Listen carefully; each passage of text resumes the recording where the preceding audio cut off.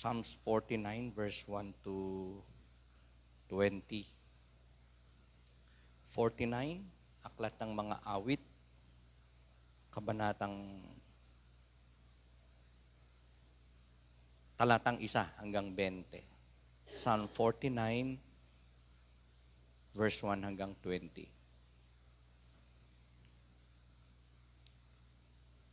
Bawat isa ay makinig ang sino paman. Kahit saan naroroon ay makinig ang nilalang. Kahit ikaw ay dakila o hamak ang iyong lagay, makinig na sama-sama ang mahirap at mayaman. Itong aking sasabihin, salitang may karunungan, ang isipang ihahayag, mahalagang mga bagay.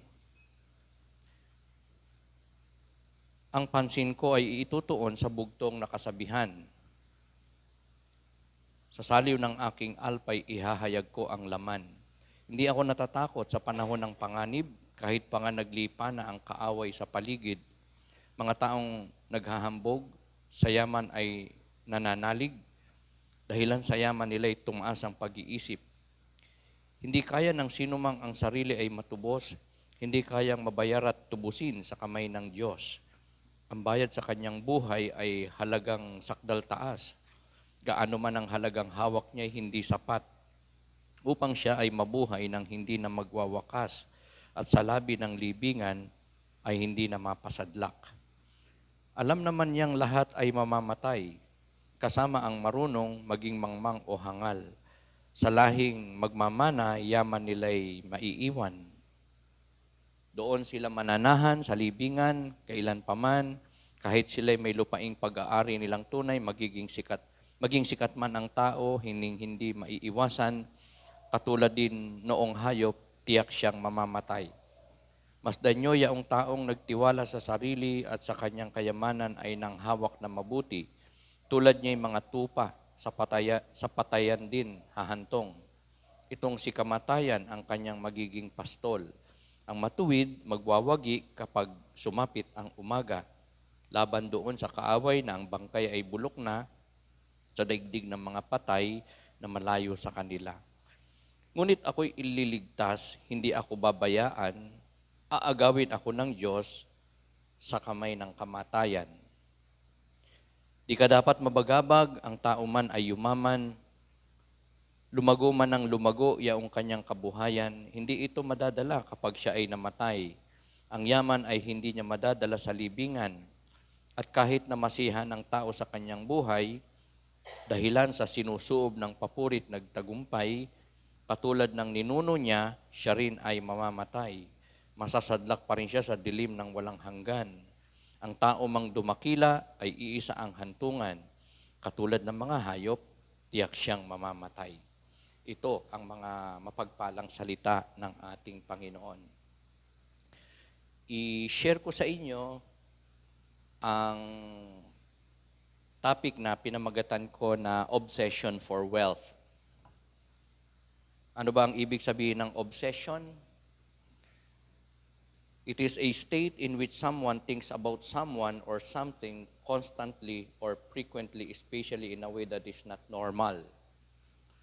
Ang obsession ay gawain ng isang taong mayroong matinding pagnanasa sa bagay o sa tao o sa anumang nakapagpapasaya sa kanya, gusto niya, even sa hindi normal o ordinaryo na kapamaraanan.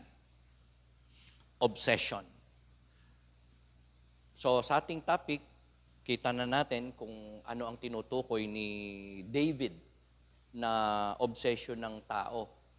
Ayon sa kanyang sinulat, walang iba kundi kayamanan. Yan. Pera o riches. Sino sa atin ay may gusto ng maraming pera? Yan. Okay. Gaano karaming pera ang gusto natin? Halimbawa, may bilyonaryo sa atin o sa harap mo at tinanong ka, gusto mo ba ng pera?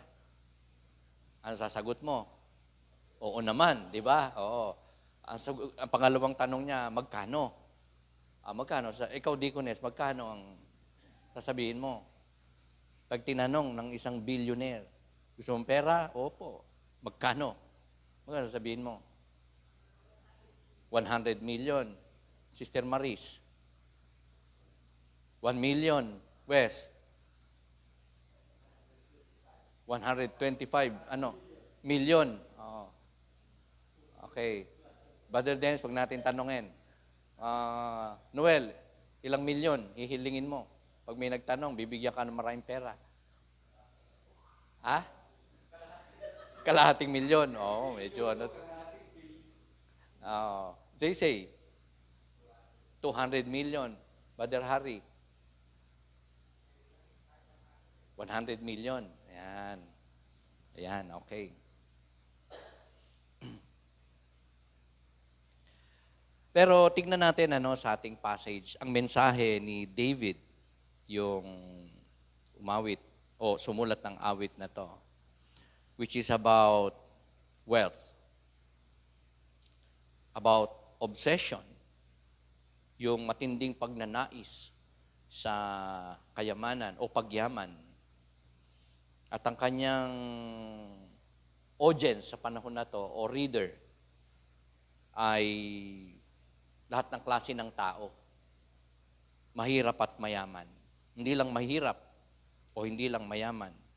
Bata, matanda. Mayaman, mahirap, marunong, mangmang. Yun yung kanyang gustong mabahaginan ng kanyang awitin na ito o mensahe na to.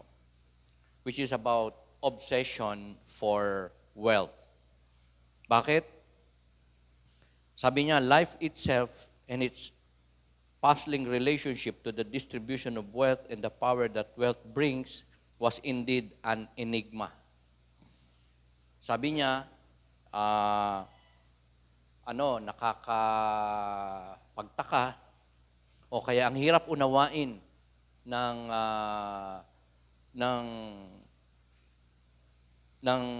magagawa o hatid ng kayamanan sa buhay ng isang tao. Yung kapangyarihang hatid ng kayamanan was indeed an enigma. Hard to understand, hard to explain itong katotohanan ito. Kaya marami ang nagkakaroon ng grabing obsession, di ba? Sa kayamanan. Maraming pera ang pagyaman. So in our passage, mag-raise ako ng question na ganito, what are the 3 important reminders that would help us keep our perspective in a world obsessed with wealth and the power it brings? Ano ba yung mga 3 na makikita nating paalala ni David na tutulong sa atin para manatili tayo sa ating focus, sa ating priorities, more so sa kalooban ng Diyos as far as wealth or riches is concerned?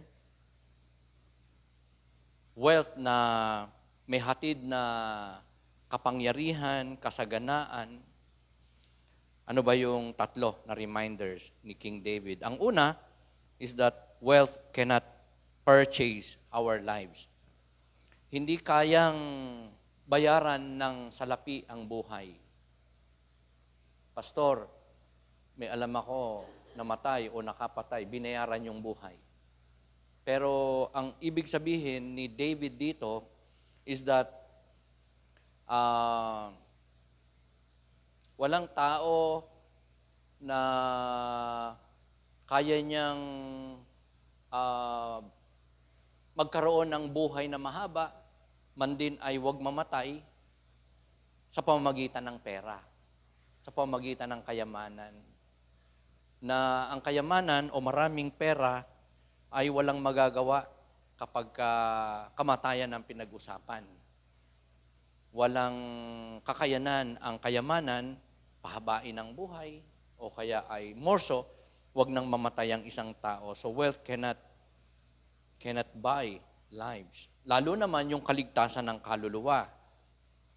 Sabi ng Psalms, ng ating passage, yung isang talata dyan, siguro verse 7, if I'm not mistaken, sabi doon, no man can redeem the life of another or give to God a ransom for him.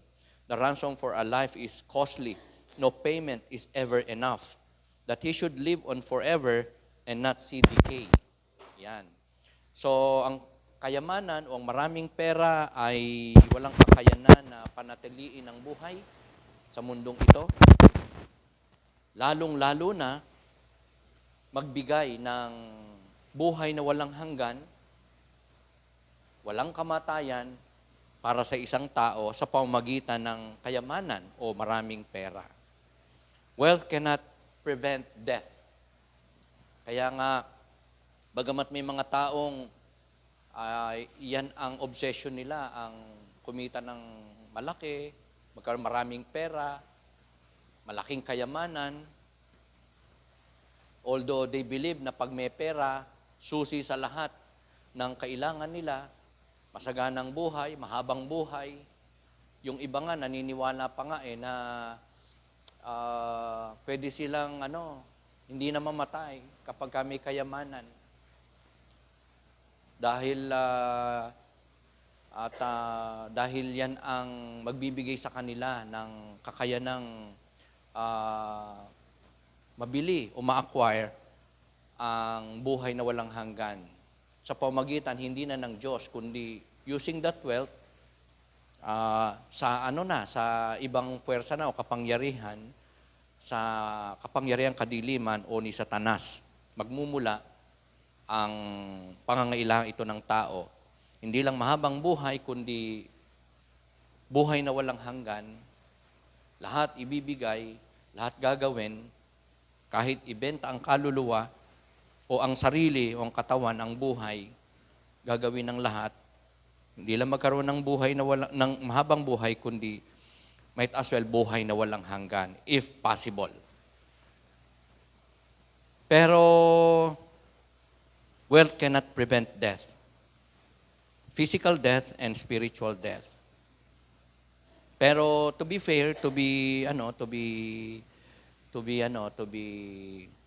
give justice sa katotohanan ito, that wealth cannot prevent death. On the other hand, ang pagkakaroon ng kayamanan o ang paghahangad ng kayamanan hindi naman kasalanan. Kung, sabi diyan, if we acknowledge God as the giver and use what He gives to help others and glorify His name. Yan. So, dito nakakaroon ng magandang purpose o motive ang isang tao mag-sought after ng kayamanan, maraming pera, kasaganaan, material wealth, financial riches, kung siya ay may pagkakakilala sa Diyos, may pananampalataya at ina-acknowledge na ang Diyos ang nagbigay sa kanya noon, sa Diyos galing yon, sa Diyos niya yun hiniling, binigay ng Diyos at gagamitin niya yung wealth na yon para sa kabutihan, kapakinabangan ng iba, para sa kapurihan ng Diyos. Sabi ng 1 Timothy 6:7-9, "For we brought nothing into the world and we can take nothing out of it. But if we have food and clothing, we will be content with that." People who want to get rich fall into temptation and a trap and into many foolish and harmful desires that plunge men into ruin and destruction. So, dito sinasabi ni Timothy na mas mabuti ang maging kontento sa kung ano man ang meron tayo sa buhay na ito. Though hindi naman masama ang maghangad ng pagyaman, maraming pera, pero may danger, di ba? May paalala siya na dahil sa paghahangad ng kayamanan, marami ang napahamak kasi sila ay nag-compromise, sila ay nakalimot, yung kapangyarihan ng pera ay sumira sa kanyang isipan.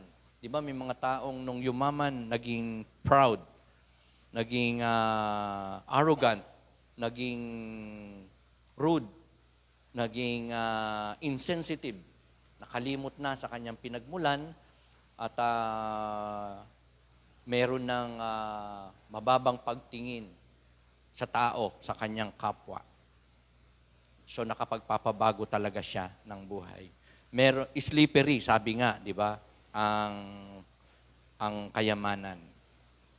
Maliban na ang taong magkakaroon ng kayamanan ay may takot sa Diyos, at gagamitin ang kayamanan na yan sa kalooban ng Panginoon.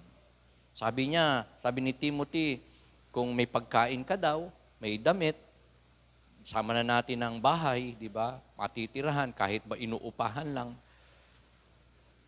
Pero, di ba, parang sapat. We will be content with that, sabi ni Timothy. Dahil marami daw yung naghangad ng pagyaman, nahulog sa tukso at sa patibong at nakagawa ng mga masasamang gawain, masamang pag-uugali, nagdala sa kanila into ruin and destruction. So, may mga tao na nung yumaman, di ba, ay naging mayabang. Tapos doon sila dumipende sa kanilang kayamanan. Pero yung kanilang yaman, maraming pera, ay hindi nakapagbigay sa kanila ng proteksyon sa kasalanan, sa kamatayan, lalong-lalo na sa impyerno. So, unlike yung paniniwala ng mga Egyptian, di ba? May mga tao, especially the Egyptians, in the time of Bible times, kahit siguro ngayon, maraming tao naniniwala na yung kayamanan nila madadala. Kaya nga pagka mga Egyptians, di ba, pag namatay sila, sa tomb nila, kasama yung lahat ng kanilang yaman. Believing na madadala nila yon sa langit.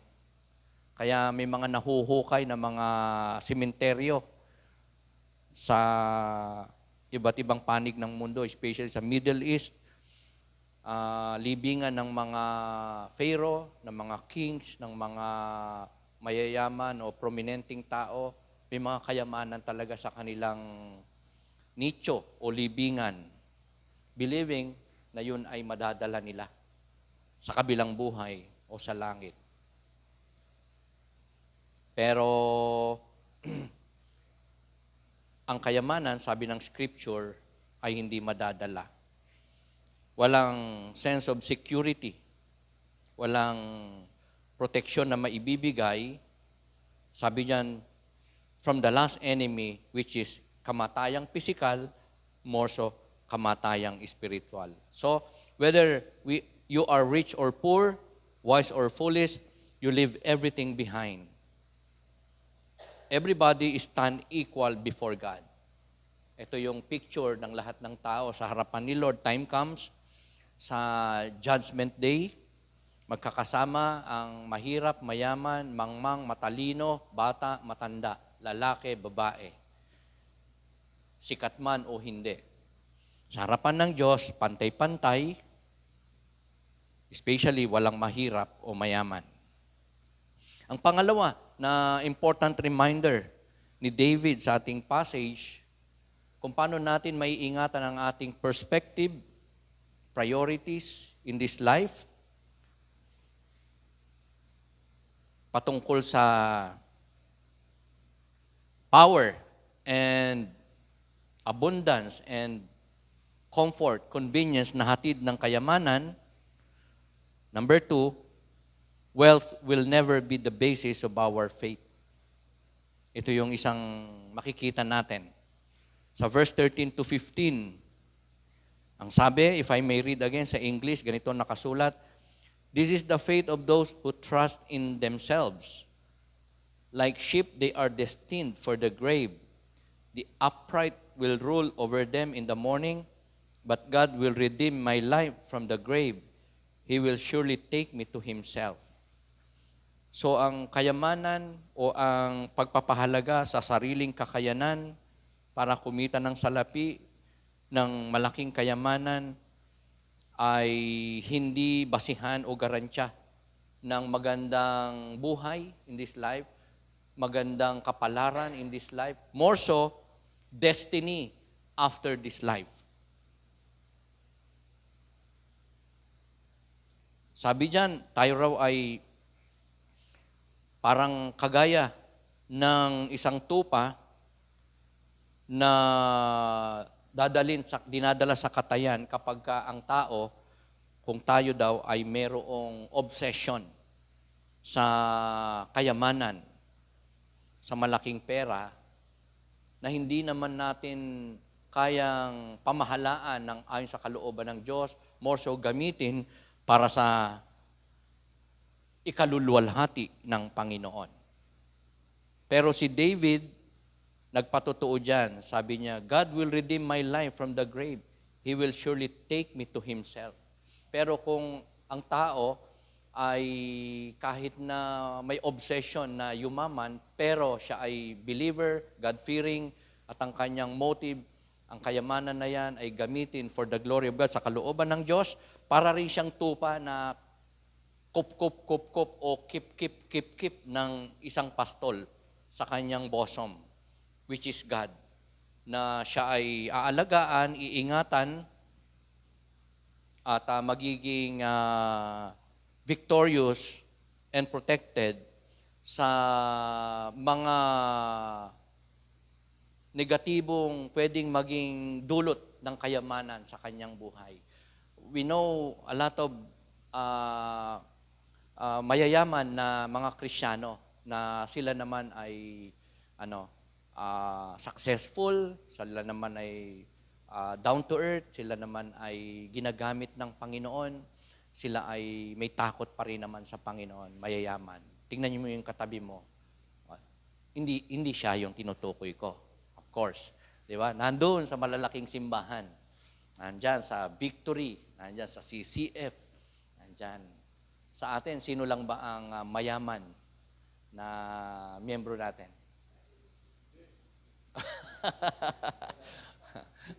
Kaya nga hindi ko na binanggit kanina. Nagtanong kasi ako, Deaconess Badet. In my introduction, sabi ko, sino may gusto maraming pera kung may magbibigay dito na billionaire? Ang unang sumagot, si Deaconess. Tinanong ko, ako, gusto ko maraming pera. Kung sakali ba, magkano naman? Magkano sinabi mo? 100 million. Ikaw ba, Deaconess? Kung sakali, ilan? Kung tanungin ka na isang billionaire, gusto ba ng pera? Opo, siyempre, di ba? O hindi na, kasi milyonaryo ka na rin. Di ba? Sasagot mo, opo. Magkano naman ba gusto mo? Deaconess. Ito, 100. Ihigitan mo ba o 200? Palagi ko, ayaw na yung billionaire. Sa dami, meron pa nga 100, 1 billion pa yung sinabi. Ayaw na siguro, mauubos pera niya. Di ba? Pag tinanong niya tayo. So dito, mga kapatid, ang kayamanan ay sinasabi ni David na hindi garansya ng kapalaran, future, ng abundance, fulfillment, victory ng isang tao. Lalong-lalo na yung patutunguhan ng kanyang kaluluwa, time comes. Hindi nakabase sa kanyang kayamanan o dami ng ari-arian o kaperahan o treasure in life. So wealth will not determine our destiny. Nung sabihin ni Kristo na napakahirap para sa isang mayaman ang makapasok sa kaharian ng Diyos, ang mga tao during that time, yung mga mayayaman na nakarinig sa Kanya, ay shock. Kasi during that time, in Bible times, Old Testament, even in New Testament, ang isang taong masagana, prosperous, wealthy, ay tanda ng pinagpapala ng Diyos. Pinagpala ng Diyos. Kaya pag ang tao nun mahirap, parang most likely ang tingin nila, sinner, disobedient kay Lord, compromising, may ginawang masama o kasalanang pinapamuhay, ganun ang tingin. Pero pag mayaman, masagana, blessed, yun ang tingin nila. Yun ang pamarali ng mga tao. Na kapag isang tao ay may kaya, masagana, abundant, prosperous, pinagpala ng Diyos yung tao na yan.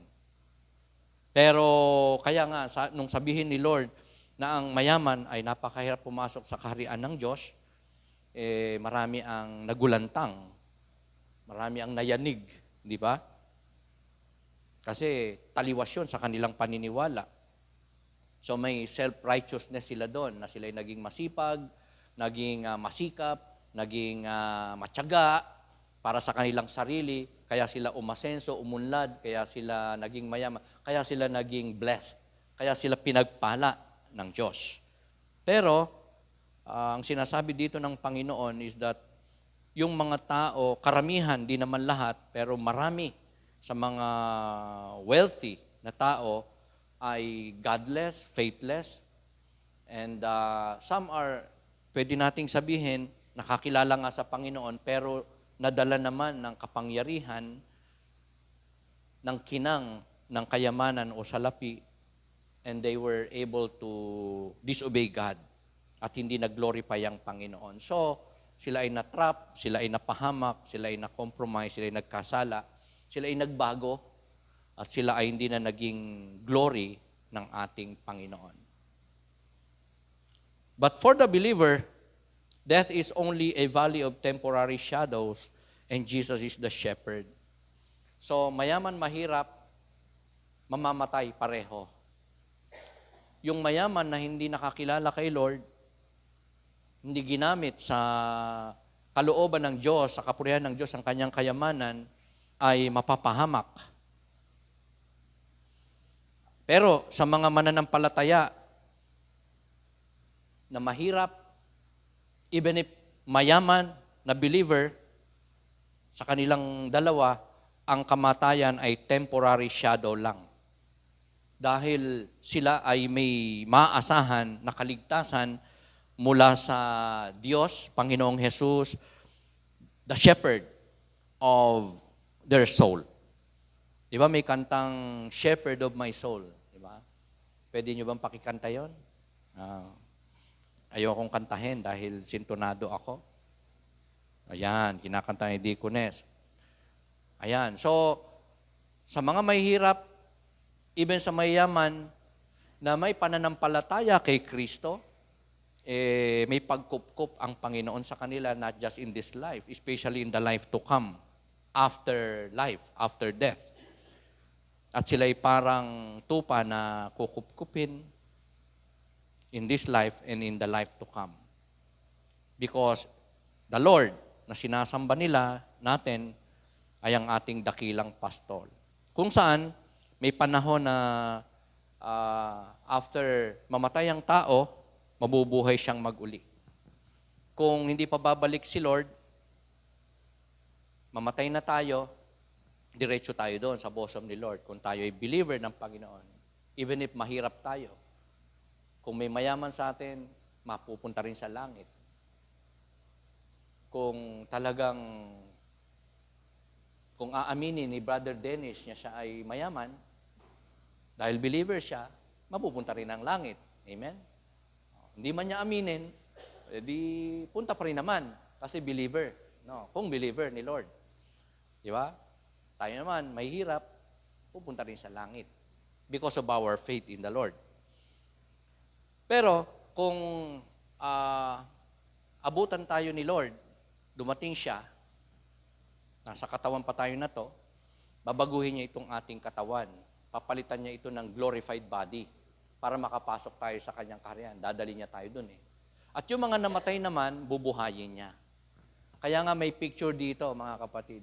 Pakita mo nga, Brother Sese. Kaya nga, in the future, pagbalik ni Lord, yung mga buhay, papalitan niya ng glorified body ang katawan para makapasok sa langit. Kasi ang laman na to, hindi pwede pumasok doon because everything there is spiritual. Ito, pag pumasok doon, tupok to.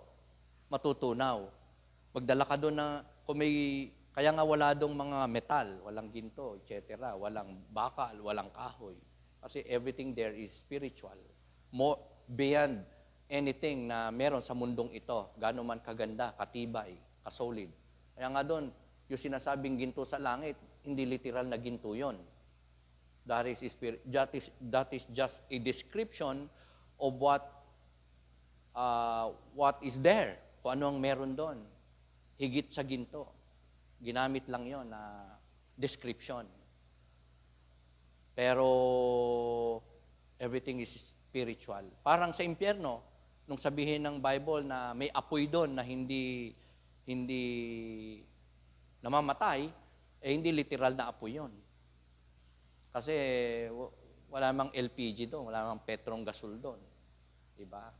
So ang ibig lang sabihin nun ay may kaparusahan, may parusa na walang hanggan, na talagang masakit at mabigat na kaparusahan.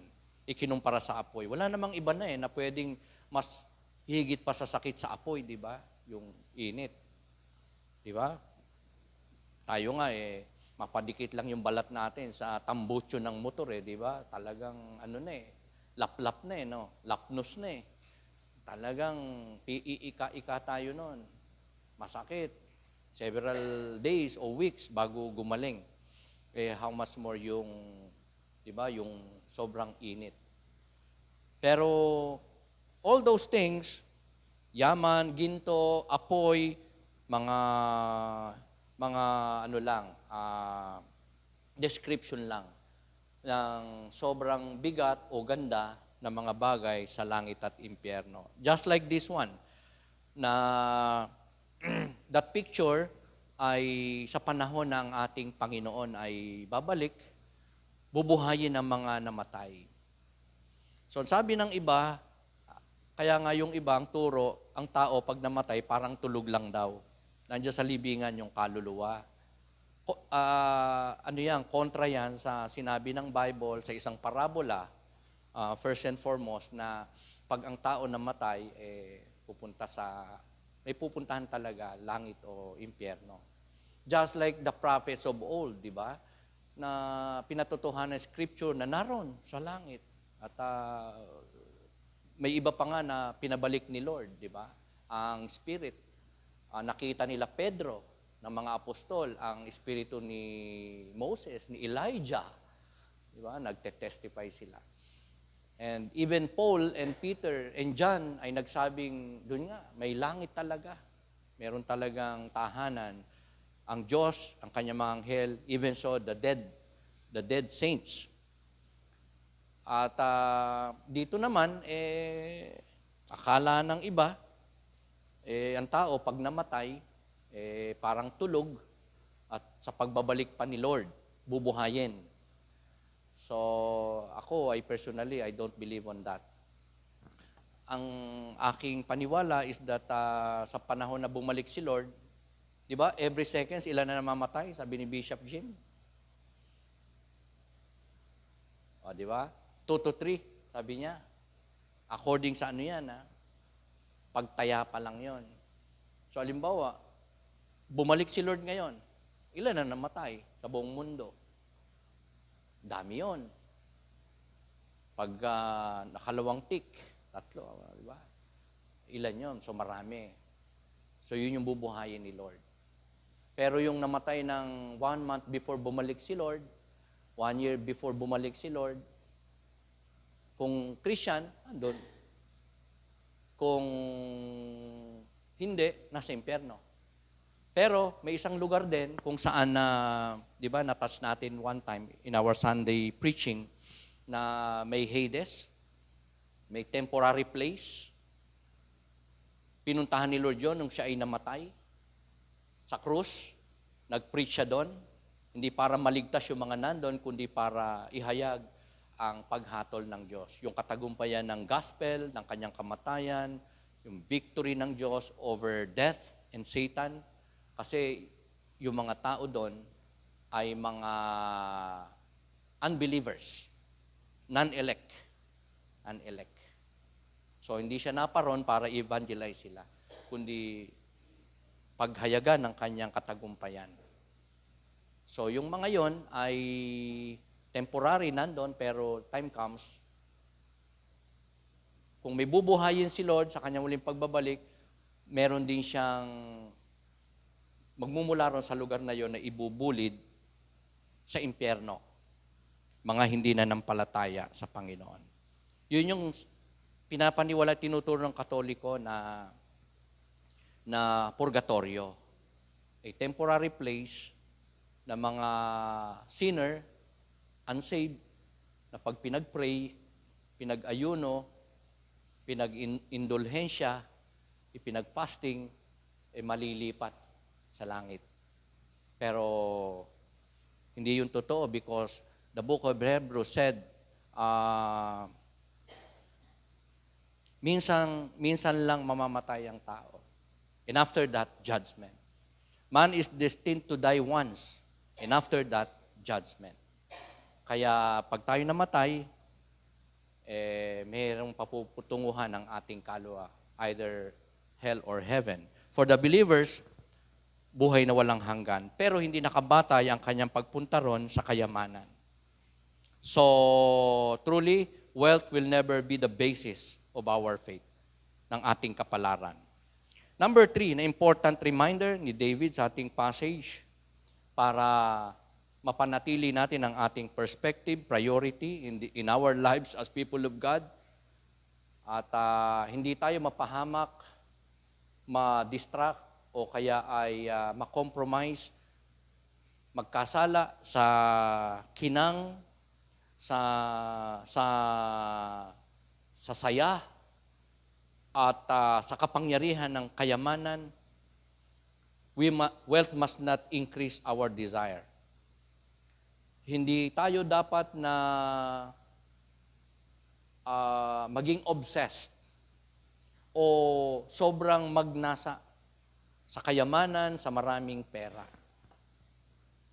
O kaya, huwag tayong mag-envy pagka may taong masagana, sumagana, yumaman, nagkakamal ng maraming blessings in life, tayo ay nagde-desire din ng ganon.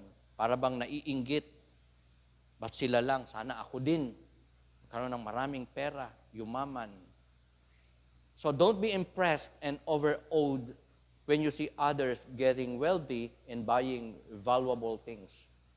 So isa ito sa tendency natin as human being na parang managhili. Lalo na kapag nakita nating pinagpapala, umaasensyo, sumasagana, yumayaman, unbeliever, kasama pa ng ugali. And here we are believers, Christian, naglilingkod kay Lord, nagtatapat, pero daig niya tayo. Ayan. So don't be impressed and overawed when we see others getting wealthy and is able to buy a lot of things, even valuable things. Diba? Kaya, bagamat parang nakakapagpatulo ng laway, yung bandol-bandol, limpak-limpak na salaping inilatag ni Engineer Alcantara at isinole sa gobyerno. Di ba? Ako, I had to admit, sabi ko, pag nakikita ko, pera nun na. Talagang, di ba, parang pwede mong maramdaman na sa akin lang napunta yun di ba? O kaya, pwede mo sabihin, sana nabigyan kami dito di ba? Nabiyayaan sana kami dito Puti pa kami nabigyan dito Mga ganon Nagamit pa natin sa tama. Pero nasaan na yon? Nasaan yung mga tao na yon, di ba? Nahulog sa trap. Bakit? Naging greedy. Naging masyadong obsessed sa kayamanan. Kaya nasira ang buhay nila. Ayan, di ba? Inaaresto na sila. Makukulong na. Si former Senator Juan Ponce Enrile, trillion ang iniwang kayamanan. Do you know that? Hindi billion Trillion. Yeah. According to some estimate, trillion, isa. Siguro, not less than one. Kung more than, malaki yon, di ba? Trillion. Ba, sa tagal naman niya. Politika. Di ba? Nung mamatay ay 105, 101 ba? 102. Ito'y sapul, mayaman na talaga to. Pero, hindi naman niya nadala, di ba? Hindi nadala. Parang May problema nga yata sa sa last will and testament. Yan.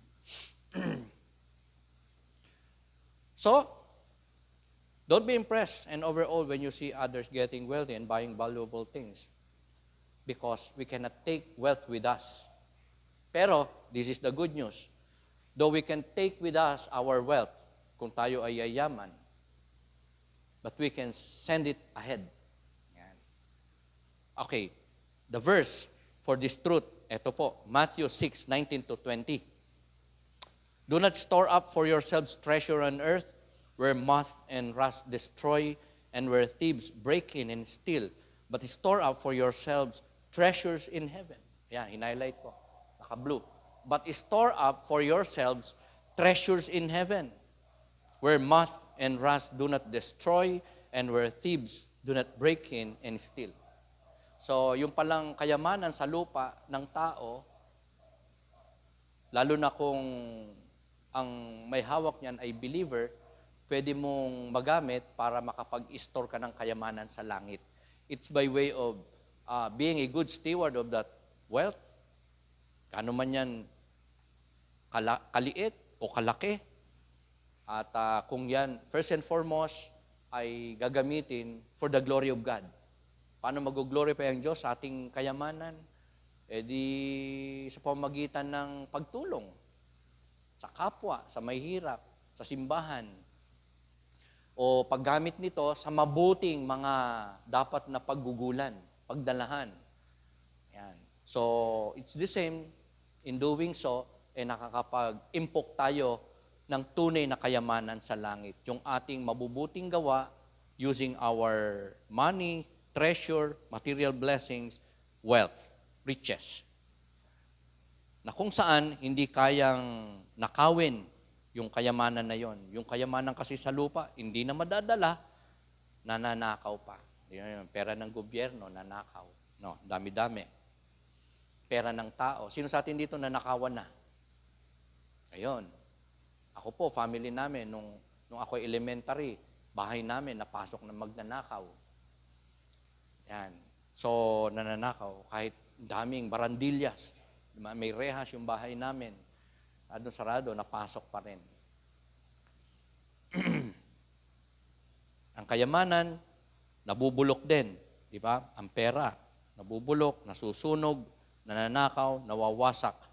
Pero yung kayamanan na kaya nating i-invest sa langit, i-store sa langit sa pamamagitan ng mabubuting gawa, using our worldly wealth or riches, ay isang kayamanan na hindi mawawala, kundi mananatili magpakailan-kailan paman. So, importanteng maunawaan natin na ang kayamanan, oo, hindi naman masamang nasain, pero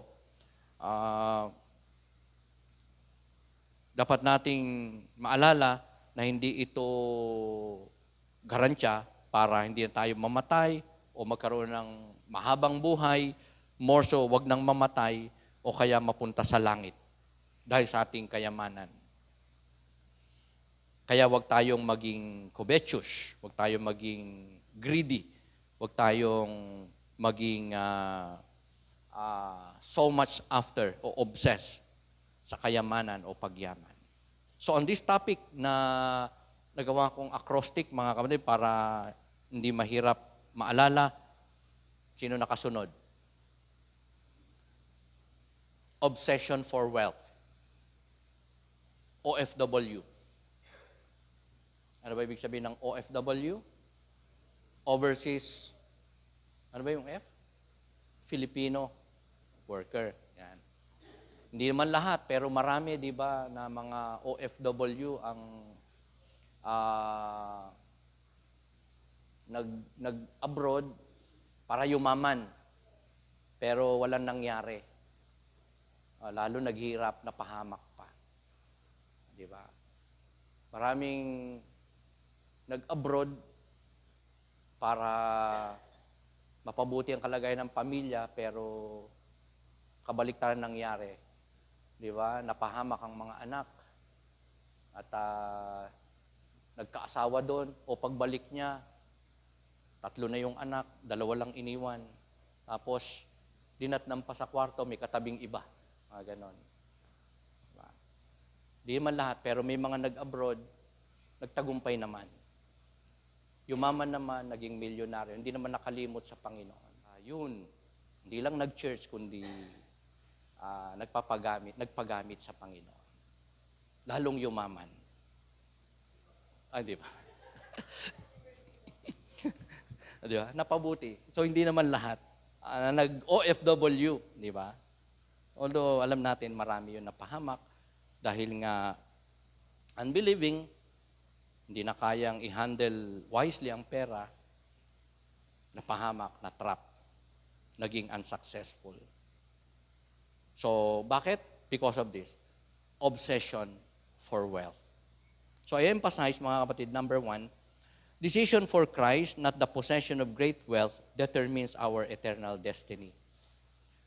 So, thank God, kung tayo po ay naglagak na ng ating pananampalataya sa Panginoong Hesukristo bilang Diyos, tagapagligtas natin, that determined already our destiny. Yung pagpunta natin sa langit ay nakadepende hindi sa ating kabutihan, sa dami ng ating accomplishment, victories, ng ating kayamanan, ng ating tangkilik, kundi dahil nagdesisyon tayong sampalatayanan ng Panginoong Hesukristo bilang tagapagligtas natin.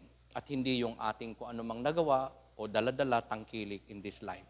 Number 2, if we have been faithful stewards of what God has given us, we possess eternal riches that will never fade. Kung tayo ay tapat, naging mabuting mga tagapamahala ng mga property, pag-aari ng Diyos, ipinagkatiwala sa atin, ipinamahala sa atin, meron tayong everlasting life.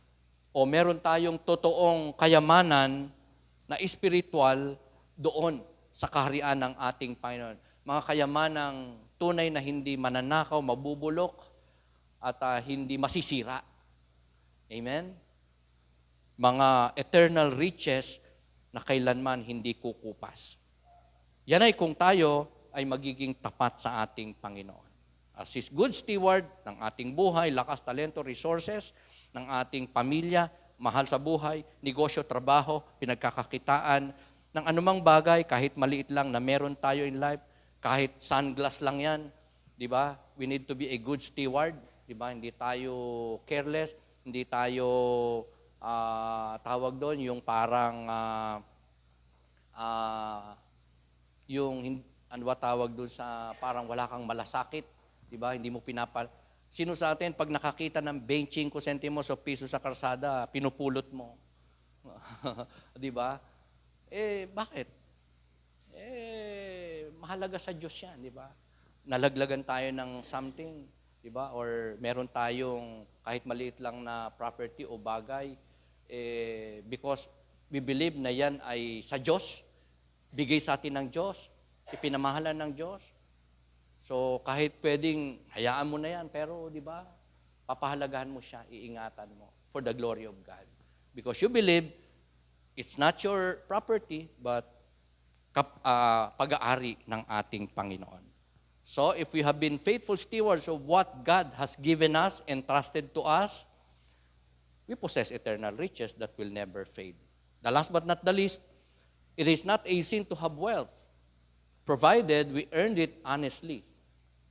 Spend it wisely and invest it faithfully in that which pleases the Lord. Okay, so again, in fairness, to give justice to our topic tonight, obsession for wealth, OFW,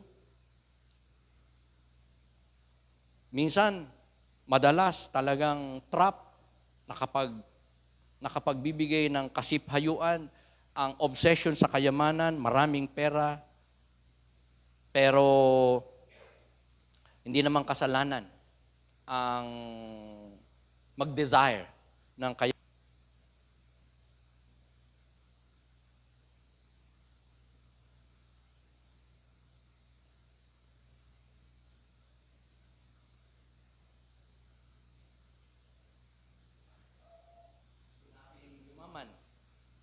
Provided, di ba, i-desire natin, hanapin natin sa mabuting kapamaraanan.